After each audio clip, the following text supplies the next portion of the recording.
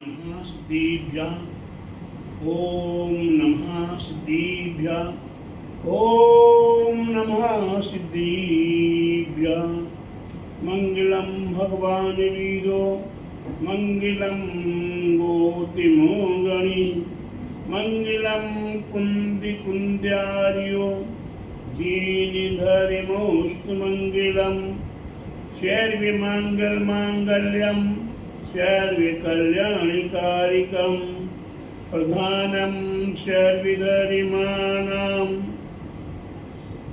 जैनं जयतु शासिनं जैनं जयतु शासिनं जैनं जयतु शासिनं पुरः सभी जिन धर्म की जय पूरे विश्व धर्म की जय श्री मानव धर्म की जय श्री वर्तमान जी शासन के महावीर भगवान की जय बोले गादसांग जिन वाणी माता की जय बोले आचार्य गुरुवरी स्वाहे परम तपस्वी चरी परमिति से केंद्र श्रीमणि 5 वर्ष के जल के त्यागी सदन सेनानी ज्ञान प्रति तपो प्रति वयु प्रति वात्सल्य मूर्ति आचार्य श्री स्वाति नेमी सगर जी महाराज की जय। भक्तों, शांति धारा महाशांति धारा ब्रज महाशांति धारा का क्रमशः संक्षिप्त सारांश सुनते हुए चले आ रहे हैं। इसी श्रृंखला में अंतिम संहार की ओर चल रहे हैं। यहाँ शांति धारा के बीज मंत्रों में कुछ बीज मंत्र के साथ कुरु कुरु बोला जाता है, कुछ मंत्रों के साथ छिंदी छिंदी भिंदी भिंदी बोला जाता है, कुछ मंत्रों के साथ कुरु कुरु बोला जाता है और कुछ मंत्रों के साथ पर्यंताम पर्यंताम बोला जाता है और कुछ मंत्रों के साथ तथास्तु शब्द बोला जाता है। ये तथास्तु शब्द आप जैसा चाहते हो वैसा आपको प्राप्त हो। इस शब्द को जगह जगह पर कई जगह तथास्तु शब्द को शतास्तु बोलना शुरू कर दिया, लेकिन इस शब्द बोलने का अधिकार हमारे गुरुजनों के लिए, हमारे आचार्य उपाध्याय साधुओं के लिए, हमारे त्यागी वृत्ति सन्यासियों के लिए अधिकार है। आशीर्वाद देने का अधिकार किसके लिए होता है? आशीर्वाद देने का अधिकारी कौन होता है? हमारे गुरुजन हुआ करते हैं। वही तथास्तु माने आशीर्वाद। आपने जैसा चाहा वैसा आपको प्राप्त हो, ऐसा आशीर्वाद के रूप में तथास्तु शब्द बोला जाता है। तो यहाँ शांति रस्तु तथास्तु, आप शांति की प्राप्ति चाहते हैं तो आपको आपके जीवन में अखंड शांति की प्राप्ति हो, ऐसी भावनाओं के साथ तथास्तु शब्द बोला जाता है। शिवमस्तु, हम शिव की प्राप्ति, परमात्म तत्व की प्राप्ति, परम परमात्म तत्व की प्राप्ति चाहते हैं तो शिवमस्तु तथास्तु। जयस्तु, हर काम में हर जगह विजय की प्राप्ति हो। आज तक हम हमेशा पराजित होती आए, कर्मों ने हमें पराजित किया। हम इन कर्मों से और संसार के जगत संसारी प्राणियों के बीच में हम सीना उठा के चल सके, ऐसी जय की प्राप्ति हो। जयमस्तु तथास्तु, जय की प्राप्ति हो। नित्यम आरोग्यस्तु, नित्य आरोग्यता की प्राप्ति हो। हमारे शरीर में जितने रोम हैं, जितने बाल हैं, उतने ही बवाल हैं, उतने ही रोग भरे हुए हैं। ऐसी संपूर्ण रोगों से हमें मुक्त हो जाए और नित्य आरोग्यता की प्राप्ति, उत्तम सुखे निरोगी काया, उत्तम सुखे निरोगी काया, जिसका शरीर निरोग है वही उत्तम सुख को प्राप्त करने का अधिकारी है और उसी को ही शीघ्रता के साथ निर्वाण की भी प्राप्ति हो सकती है। रोगी व्यक्ति को निर्वाण की प्राप्ति नहीं होगी। इसलिए नित्यम आरोग्यमस्तु, निरंतर ही हमारी आरोग्यता की प्राप्ति हो। तथास्तु। अस्म्यकम पुष्टिरस्तु, हमारे शरीर में किसी प्रकार की कोई भी कमी हो वे पूर्ण हो, हम इष्ट पुष्ट संतुष्ट रहे, हर धर्म के कार्य को करने में सक्षम रहे, ऐसे तथास्तु। समृद्धस्तु, हम समृद्धशाली बने, चाहे तन से हो, चाहे मन से हो, चाहे धन से हो, चाहे कीर्ति मान सम्मान प्रतिष्ठा से हो, हम समृद्धि को प्राप्त करें, ऐसे आशीर्वाद तथास्तु। कल्याणस्तु, हम 5 कल्याणक चाहते हैं। गर्भ कल्याणक की प्राप्ति हो, जन्म कल्याणक की प्राप्ति हो, दीक्षा कल्याणक की प्राप्ति हो, केवल ज्ञान कल्याणक की प्राप्ति हो और निर्वाण कल्याणक की प्राप्ति हो। कल्याणमस्तु, ऐसा आशीर्वाद तथास्तु। अभिवृद्धिस्तु, निरंतर हर कार्य में हमारी वृद्धि हो, हर शुभ कार्य में क्या हो, वृद्धि माने हम निरंतर आज से कल, कल से परसों और निरंतर वृद्धि को आगे बढ़ते चले। हम पीछे हटने का कोशिश ना करें, जो कदम आगे बढ़ाया है वो कदम है हमें पीछे ना करना पड़े और आगे बढ़ती रहे, हर काम में हमारी वृद्धि हो। आज 1 उपवास किया है, कल 2 उपवास करने की क्षमता हो, परसों 4 उपवास करने की क्षमता हो और आगे से प्रकार से हर कार्य में हमारी वृद्धि हो। दीर्घस्तु, हमें अल्प आयु की आवश्यकता नहीं है, हमें दीर्घ आयु मिले। ये मनुष्य पर्याय ऐसी पर्याय है, इस पर्याय में ही हम धर्म कर सकते हैं, इस पर्याय में ही हम दया भाव कर सकते हैं, इस पर्याय में ही हमें एक दूसरे का कल्याण कर सकते हैं, इस पर्याय के माध्यम से ही हम परोपकार आदि कर सकते हैं, हम इस पर्याय के माध्यम से अपने सफर पर दया भाव कर सकते हैं। तो इस पर्याय के माध्यम से हमें दीर्घ आयु प्राप्ति हो, अधिक से अधिक आयु प्राप्त हो। एक उदाहरण आता है, जब आयु का वितरण हो रहा था तो आयु का वितरण के समय पर सभी को 20-20 वर्ष की आयु देने का कर रहे थे। मनुष्य के लिए 40 वर्ष की आयु, उल्लू के लिए 40 वर्ष की आयु, कुत्ता के लिए 40 वर्ष की आयु, गधा के लिए 40 वर्ष की आयु, ऐसी आयु का वितरण करने का विचार किया। तो मनुष्य को जब बुलाया गया कि भाई आपके लिए 40 वर्ष की आयु दे दे, मनुष्य कहता 40 वर्ष में क्या होगा, ये बहुत कम है। तो कहा कि आप रुको, इतने बुलाया गया गधे को कि भाई आपकी 40 वर्ष की आयु, आपके लिए ये काम करना पड़ेगा। वे गधा कहता भैया मेरे बस का इतना नहीं है, मेरी आयु कम करो। तो 40 वर्ष में से 20 वर्ष की आयु गधे की कर दी और वो कोटा कहाँ चला जाएगा, मनुष्य के भाग्य में।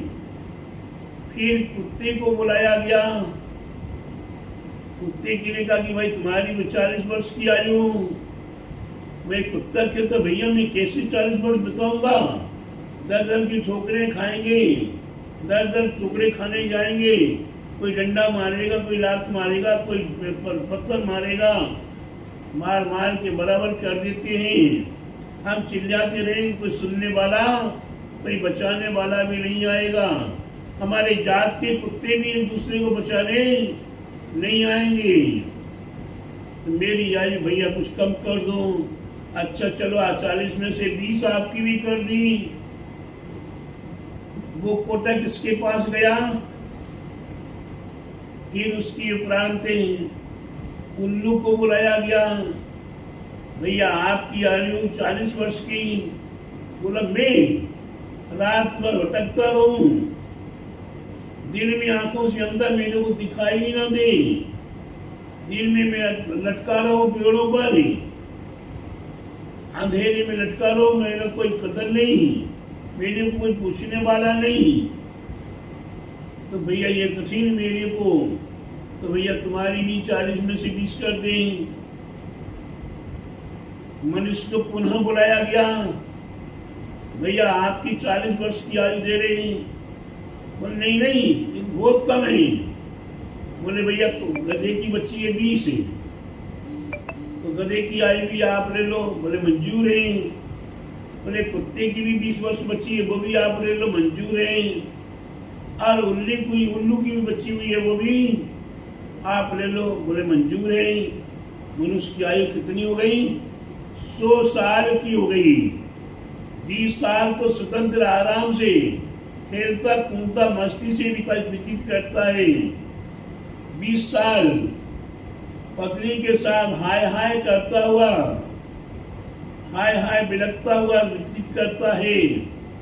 और उसके उपरांत 2-4 बच्चे हो गए, एक दिल्ली में, एक बंबई में, एक कलकत्ता में, एक लंदन में। बड़े बड़े व्यापार हैं, कभी इधर से उधर जा रहा, कभी उधर से उधर जा रहा। ये पिताजी ये काम करके आ जाओ, ये पिताजी काम करके आ जाओ। इधर से जाता तो उधर काम बताते, उधर जाओ तो उधर काम बताते। और बड़े बड़े बही खातों का झोला पिताजी पीठ पे लाते और चले जाते। तो गधे का काम कर रहे हैं। गधे की आयु मिली तो गधे का काम कर रहे हैं, बोझा ढो रहे हैं, बेटों की पूर्ति कर रहे, बेटों को संतुष्ट कर रहे हैं। उसके उपरांत जब थकने लगते हैं, अब काम नहीं होता है, तो चिल्लाना शुरू करते हैं। ये पोता नहीं सुनता, ये बेटा नहीं सुनता, ये पोती नहीं सुनती है, मन माने खर्च कर रहे हैं, मन माने उल्टे सीधे काम कर रहे हैं। तो पिताजी देख देख के भौंकते रहते। कुत्ते की आयु मिली है ना, कुत्ते का काम भौंकना, बस वही काम कुत्ते का काम करना शुरू कर दिया। और 60 साल के बाद कुत्ते का, और कुत्ते के बाद किसकी आने वाली है? उल्लू की। ये चश्मा लगने लगा। ये चश्मा भी काम नहीं करता है, आंखों से दिखना बंद हो गया। उल्लू को भी नहीं दिखता है, उसको तो रात में नहीं दिखता, दिन में नहीं दिखता। या तो हमारे लिए दिन और रात में भी दिखना बंद हो गया। तो ये उल्लू की आयु, तो दीर्घ आयु हमारे लिए हमारे आचार्य ने तो हजारों वर्ष की आयु बताई है। हमारे आदिनाथ भगवान की आयु 84 पूर्व की आयु,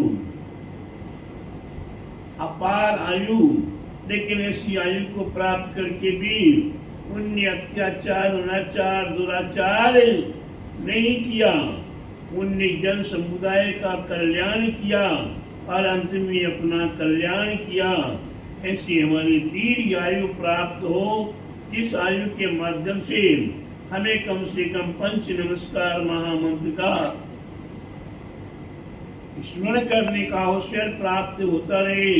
क्योंकि और अन्य पर्यायों में पंच नमस्कार महामंत्र का स्मरण करने का फुर्सत ही नहीं मिलता है। ये मनुष्य पर्याय दीर्घ आयु प्राप्त हो। बोले बोध धनानि सदा संतु, हमें सुंदर कुल की प्राप्ति हो, सुंदर गोत्र की प्राप्ति हो। इस प्रकार से तथास्तु। सद्धैर्यं सद्धैर्यं श्री बल आयु आरोग्य ऐश्वर्य अल्पदृष्टि तथास्तु। हमें सद्धर्म की प्राप्ति हो, जिन धर्म की प्राप्ति हो, जिन गुरुओं की प्राप्ति हो, हमें देवसाद गुरु का समागम प्राप्त हो तथास्तु। श्रीरस्तु। हमें यश कीर्ति मान की प्राप्ति और तरंगे बहिरंगे लक्ष्मी की प्राप्ति हो, बल की प्राप्ति हो। हमारे मन में आया कि 1 महीने का उपवास करके बैठना है, ऐसा बल हो शरीर में कि हम बैठने की क्षमता। हमारे भगवान बाहुबली के पास कितनी क्षमता थी कि वो 1 वर्ष तक एक स्थान पर ही खड़े रहे। एक महिषासुर ने अन्य जल को ग्रहण भी नहीं किया। हमारे आदिनाथ भगवान बलशाली थे, उनने 1 वर्ष तक 6 महीने का उपवास किया हुआ था और 6 महीने कुछ और दिन उन्हें आहार नहीं मिला, आहार चलिया को गए। तो बल था तभी सहन करके आगे निर्वाण को प्राप्त हुए। अन्यथा हम और आप हों तो कब छोड़ छाड़ के भाग जाए पता भी नहीं चले। तो ऐसी बल की प्राप्ति हो, आयु की प्राप्ति हो, आरोग्य की प्राप्ति हो, ऐश्वर्य की प्राप्ति हो और इनमें निरंतर वृद्धि वृद्धि वृद्धि होती रहे। ऐसी शुभ भावनाओं के साथ तथास्तु तथास्तु कि आपको प्राप्त हो ऐसा आशीर्वाद। इस प्रकार से बीज मंत्रों का स्वरूप बताया गया। आगे ओम ह्रीं श्रीं क्लीं अर्हं आ सी आ ऊषा अनाहत विद्याये नमो निरंतरं परम से शांतिं कुरु पुरुषा। हमें शांति की प्राप्ति हो। यहाँ पंच परमेष्टि से संबंधित है। ओम का उच्चारण किया। 24 तीर्थंकर प्रभु से संबंधित है। क्रीम कार का उच्चारण किया। अंतरंग बहिरंग लक्ष्मी से थे। श्री क्रीम का उच्चारण किया। क्लीम हमारे आप के लिए आती हुई विघ्न बाधाओं को हर देने वाला क्लीम शब्द का उच्चारण किया। अर्हम अनंत परमेष्टि का उच्चारण किया। आ सी आ ऊषा अनंत सिद्धाचार्य पाध्याय सरस्वती को अलग अलग यहाँ याद किया। अनाहत विद्याए जिनके पास अनाहत विद्या है, 64 कार की विद्या जिनके पास है, अनाहत है, आज है कल नहीं, कल है परसों नहीं, ऐसा नहीं। जिनके पास विद्या प्राप्त हो गई वो अनाहत विद्या है, उनके पास है। हमारे अनंत प्रभु के पास अनाहत विद्या, ऐसे अनाहत विद्या के धारक के परम वरिंताण में ऐसे अनंत परमेश्वर को नमस्कार करते हुए परम से शांति कुरु कुरु। हे भगवान हमारे जीवन में हमें शांति की प्राप्ति हो, शांति की प्राप्ति हो। इस प्रकार से यहाँ हमारे आचार्यों ने हम भव्य आत्माओं के प्रति महान महान उपकार करके ये शांति धारा के बीज मंत्रों को यहाँ संगठित करके रखा हुआ है। इन शांति धारा के बीज मंत्रों में कितना कितना रहस्य है, मैंने तो भी आपको संक्षिप्त में समझाने का प्रयास किया। वैसे एक एक अक्षर का महान महान महत्व है। एक एक अक्षर में एक नहीं अनेकों शक्तियां हैं और एक एक शक्ति के परे अनेकों देवी देवता उस पर वास करते हैं। जब शांति धारा का उच्चारण किया जाता है, इसलिए प्रत्येक भव्य आत्माएं हाथ जोड़कर सावधानी पूर्वक मंत्रों का स्मरण करते हैं, शांति धारा को देखते हैं। क्यों कि वहाँ अनेकों प्रकार के देवी देवता ये जितनी श्रद्धा से, ये जितनी भक्ति से, ये जितनी आस्था से, ये जितने समर्पण के भाव के माध्यम से, अर्पण समर्पण के भाव से बीज मंत्रों का स्मरण करता है, उसी प्रकार सा उसे फल प्राप्त हुआ करता है। ये जैसी भावना से समर्पण करेगा वैसे ही फल उसे प्राप्त होगा। आप अद्भुत कार्य करते रहो। शांति धारा चल रही है, बीजाक्षर मंत्रों का उच्चारण हो रहा है और आप अपने सटर पटरी कर रहे, इधर से उधर ताली में आगे पीछे कर रहे हैं। यहाँ वहाँ आपका मन चंचलित हो रहा है। कितनी देर लग रही शांति धारा में, हाय बहुत देर हो गई, बहुत देर हो गई। आदि आदि नाना प्रकार से विकल्प करते रहोगे तो प्यारे बंधु, क्या आपके हाथ में आया हुआ रत्न भी आपके हाथ से निकल गया। भाग्यहीन को ना मिले भली वस्तु का योग, और दाख पगे जब काक के हुए कंठ में रोग। भाग्यहीन व्यक्ति को ये मिलता हुआ भी नहीं मिल पा रहा है, मिलने के बाद भी नहीं मिल पा रहा है। और इसलिए प्यारे बंधुओं, मैं आपको इतना ही कहूंगा कि आप बीजाक्षर मंत्रों का स्मरण अवश्य कीजिए। बीजाक्षर मंत्रों को के स्वरूप को अवश्य जानिए और जान बूझ कर फिर हमारे जीवन में हमें ज्ञान की प्राप्ति करने का, बीजाक्षर मंत्रों के माध्यम से लाभ प्राप्त करने का अवसर मिले और धीरे धीरे हमारे जीवन में अनाहत विद्या मिले, हमें अनंत पद की प्राप्ति हो, हमें अनंत सुख की प्राप्ति हो, अनंत दर्शन, अनंत ज्ञान, अनंत सुख, अनंत वीर आदि अनंत अनंत हमें प्राप्त हो।